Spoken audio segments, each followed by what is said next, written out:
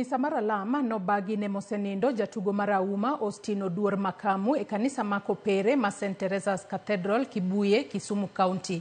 Misa no yuore kod jalup jatend jotije piny owacho Owalo, anyuola kod johera mag adhula e kind ji mamoko. Kane giloso e kinde mag lama makamano, Owalo ne opuoyo mokalo Makamu kane owacho ni ne en jatugo mane ohero ji kendo ne en kod chia mar nyiso tuke e yo makare ka otime kod hera e diere oganda duto. Jotugo mar Auma ma yande otugo gi Makamu ne omedo oro ote mag lit ne jood Makamu kendo ne gimedo puoyo chia mare ka gikoni ne en jatugo mane nigi luoro kendo nohero jowetene.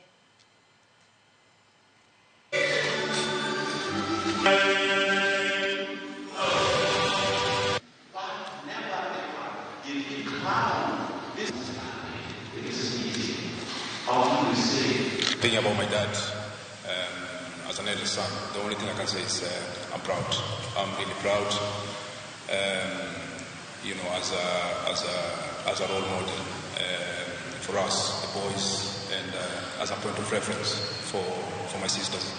Austin was a good person to almost everybody that he interacted with. That's why you can see this multitude of people here.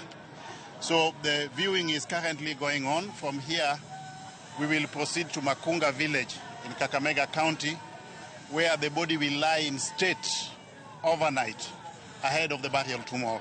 Nodu chieng mar kuyo kabisa mwawito wuoyi malich kaka jogor wawito Austin ng'at mane lich ahinya e leadership, ne en disciplined captain mokwongo kao okelo kombe maduong' mar Afrika e Kenya ka, both omiyo jogor nigi kuyo miwuoro. Doma malo e kaunti ma Kitui ochungo kuom kinde yiero mag kaunti